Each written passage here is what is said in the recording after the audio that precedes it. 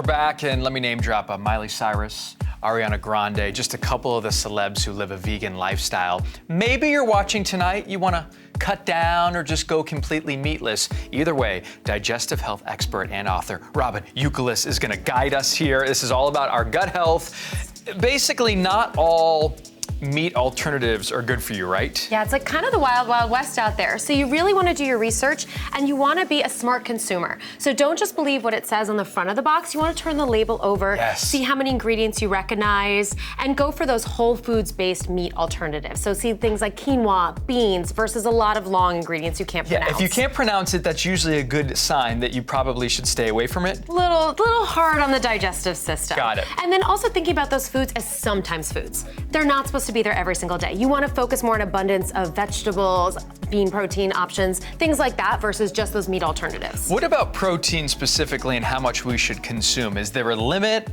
There is a dietary recommendation for men, it's around 56 grams, for women, 46 grams. So to give you an example about that, so 2 scoops of a protein powder, for example, is about 20 grams of protein. A chicken breast is 30, beans are 15 to 20. What happens if you have too much protein? Because I feel like I'm doing that, I'm not kidding. A lot of us are having way more protein than we need. So are you getting sleepy? How are your cravings? So really, this is something that you want to listen to your body and go with your gut.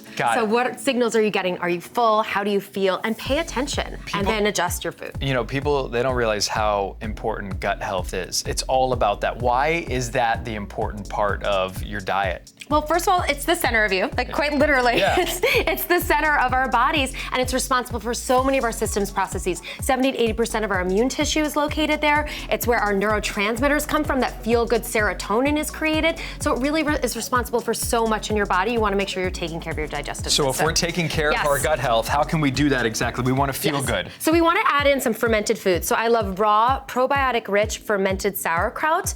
Also adding a probiotic supplement is a great opportunity as well to get some of those good for your gut bacteria. And then we're talking a lot about plant-based options here. The non-dairy yogurt category is a whole new world. So there's a lot of coconut yogurt options, almond milk-based options, but we were chatting before. My wife's obsessed with this. Hi, Lauren. They're very expensive, though. They are very expensive. So you can make your own very simply. All you need is a can of coconut cream, a little bit of a starter. I'm just using some of this guy here. You put that in, and then I just need you to whisk that for me. Just whisk? And then how long do you whisk? And so about a couple minutes. I mean, come, you gotta let's I didn't want to make a big mess. You know, I got more of a show to do. If it spills everywhere, you should get messy in your kitchen. So you're gonna be whisking this, and you want it to be like a nice texture, a nice consistency. You're kind of going for that.